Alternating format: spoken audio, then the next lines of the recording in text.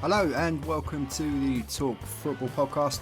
I am your host Hodgie and I am riding solo today. I am going to be giving you my thoughts on Chelsea season so far. Obviously I'm a Chelsea fan, so it's not been the best of starts. You could, well, to say the least. Obviously the last game we had before the international break, and we've been on a little break, so we took the international break off. We are live on TikTok, so if I get any questions or comments on TikTok, I shall be answering them as well. So Toffee, an Everton fan, he's just joined the chat.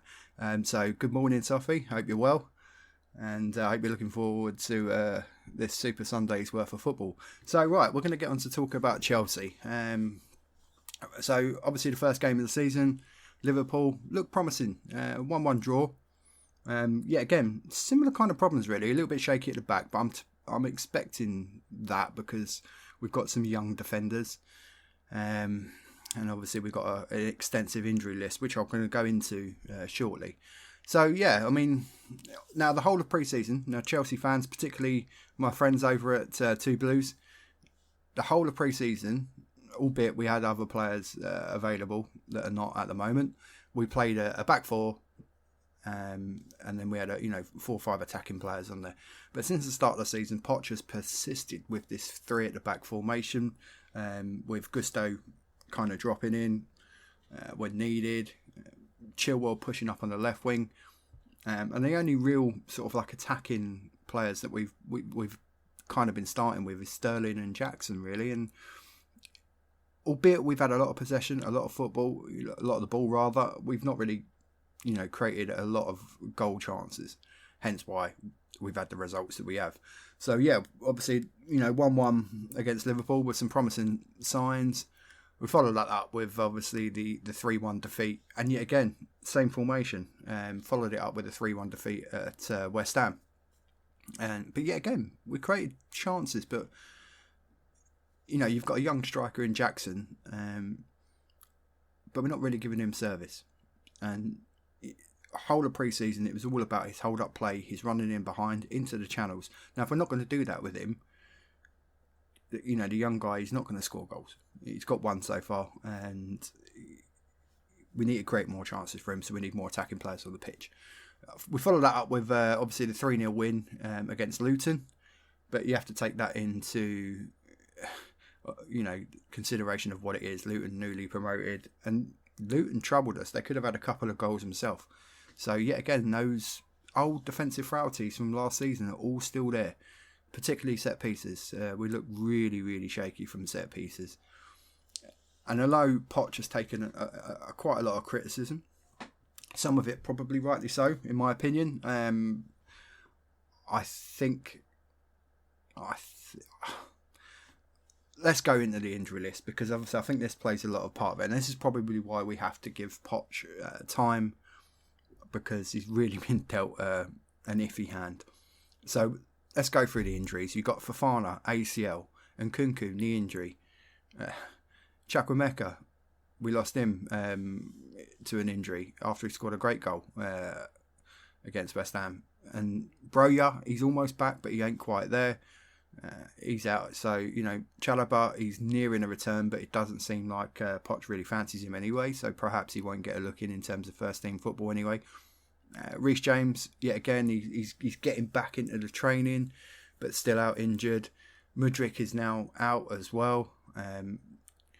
Badiashile, yet again, another promising young defender that could help shore up the back, out still, but nearing a return, but maybe still 3-4 weeks away potentially. And then Romeo Lavia, a new signing, gets injured in training, an ankle injury, so he's out. So we've brought in Cole Palmer. He showed some great touches in the game that he came in on, but yet again not enough, and we lost to Forest. It was a disappointing result, but this is what we're going to have to get used to, particularly at the Bridge, is that teams are going to come and sit in, because they know we're going to have a lot of possession with the ball, but we're not really going to have a cutting edge because we're not playing enough attacking players. So they're going to sit in, look to counter, wait for a mistake, and of course that's what happened with the Forest game. Ball given away by Caicedo in midfield. One ball through the middle by Awoniyi, and Elanga's away for a relatively easy finish, and that's what we're going to have to, contend with. So for me, this is just my personal opinion. I'd like now. Bearing in mind, this is when everyone's fit. So when everyone's back and fit, and I know people may disagree with some of my choices, but here it is. Anyway, right, so I would like to see us, and I'd like to see us do this against Bournemouth today, but I don't think we're going to. I think he's going to stick with the 3 at the back. But I'd like to see us play with the 4-1-2-3. So my starting lineup: Chilwell left back, Colwill at centre half. I'd like to see Badiashile and Colwill together. I know that might have a slight imbalance, both being left-footed, but it's a partnership, I think, going forward. Particularly as Fofana's likely probably to get injured again anyway. But either Badiashile or Fofana, I know that means dropping Thiago Silva, but we're going to have to, the guy's 39. We're going to have to get used to life without Thiago Silva. The poor guy can't go on forever. As incredible a player he is, and he probably has been one of our best players this season so far. Albeit we're only, 5 games in, so 4 games in, whatever, 5th game a day. So, yeah. And then obviously Reece James at right back. Now, I'd like to see Caicedo sat in front of the back 4. Because I think that would be the position I'd like to see him in anyway, breaking up the play, sort of Kante-esque in that position, and then Lavia and Enzo in front of him. And then just behind Jackson, I'd have Nkunku and Sterling. I think Nkunku would be interesting, sort of drifting in off of that left position, just tucked in, almost like a left forward. Not quite a left winger, not quite a 10, but just that sort of middle in between position where it's very difficult for defenders to come and pick you up. Because, so what does the centre half? Does he come out and pick you up? Same with Sterling. A lot of people said they'd like to see Sterling on the left. And yeah, at City, Sterling was very, very effective on the left. But then he was effective on the left and arriving late in the box because he had someone like Kevin De Bruyne pinging ridiculous, awesome crosses in. We don't really have that. Albeit Enzo's passing range is pretty good. He ain't a De Bruyne. You don't have that same sort of outrageous whipped delivery at the moment. Might come. But the great thing about Sterling and Nkunku is that they can alternate and they can switch through the game and pull defenders all over the place. So that's what I'd like to see. And I think with that, we would get the best out of Nicholas Jackson. Because in pre-season, the link play between Nkunku, Sterling, Jackson, Madueke at times, and you still got Madueke, Mudryk, Cole Palmer, Broja, Maatsen, Conor Gallagher, Leslie Ugochukwu. You've got all those sort of players to come from the bench. You've got Chukwuemeka to come back as well from injury. So that would then provide, a better balance to the squad. So I understand Chelsea fans' frustrations. I understand why we are, and I don't really understand why we're saying let's, get rid of Poch already because, he's a proven Premier League manager. I think he needs time. It's been proven he can work with young players and, bring those players on. And we've got a very, very young squad. And I wouldn't necessarily see the point in, kicking out someone like Poch and then maybe going down an experienced manager, along the lines of like a Conte, an Ancelotti. Someone that predominantly just wants to work with like a high quality first team squad. We're not in that kind of position to have that anyway, in my opinion, with all these young players. So we have to be patient. We have to, in my opinion, give Poch the time to develop these players, find systems that suit. He's got to do that at the moment with a ridiculous amount of injuries. We really, really need to win today, but it's not an easy task to go to Bournemouth. The Vitality is a difficult place for away teams to go. It's a tight, old-fashioned, well, not even old-fashioned, but it's relatively modern. Old-fashioned in terms of four-sided, open, cornered stadium, and for what, an 11,000 capacity ground. It really generates a good atmosphere. And Bournemouth are pretty good at home. They've started all right under their new manager.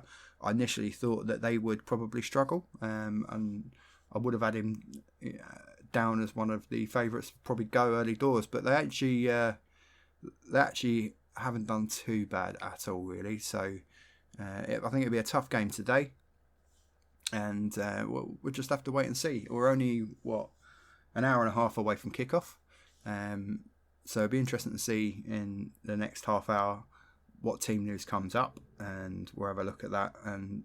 But I still think he's going to go with a 3 at back. I'll be very surprised if he reverts to a back 4 now. I'd like to see Cole Palmer start in the 10 position. I don't think he would obviously drop Sterling, so I don't see that happening. Sterling's on fire at the moment, and deservedly so in the team. But I'd like to see Mudryk and Madueke get a fair amount of minutes today. I don't think we're going to build any kind of form with those players and get them really sort of like ingrained and get them into patterns of play unless they get a good amount of minutes. So yeah, that's my thoughts on the Chelsea game today. We're going to come back in a couple of weeks, and we'll see, how this game went, and see if we're even more angry as Chelsea fans. But yeah, that's the way it is. That's the way it's gone. But I think there's still a lot of positives. I like the way that in periods of play, I like the way we retain possession.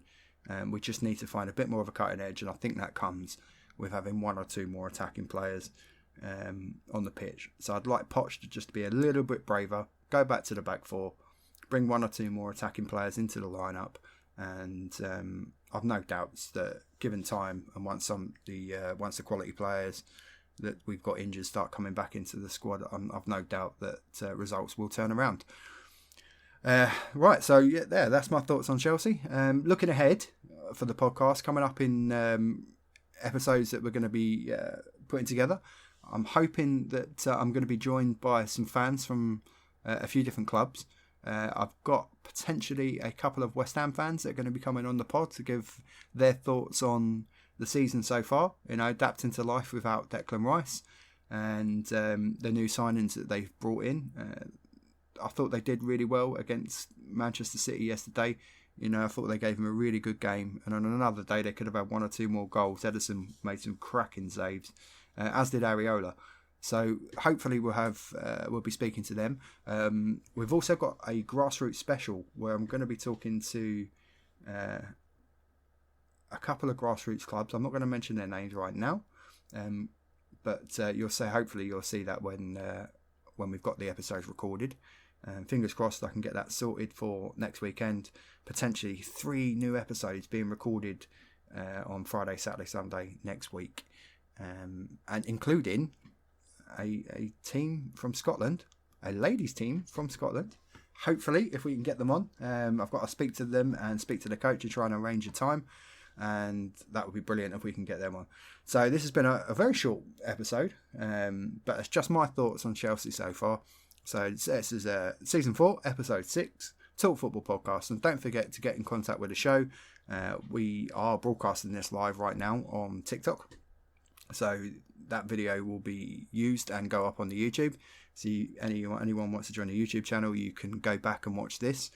And obviously, wherever you find your favourite podcasts for audio, be that Spotify, Apple Podcasts, Amazon Music, and various other websites, you'll find us there as well. All the links are on the bio for the wherever you're listening to this. You'll find the bio and you'll find the link tree, and that'll be your best way to get in contact with us. If you're a grassroots football club and you would like to come on and talk about your club, maybe you're a new club and you're looking to attract some new players, etc.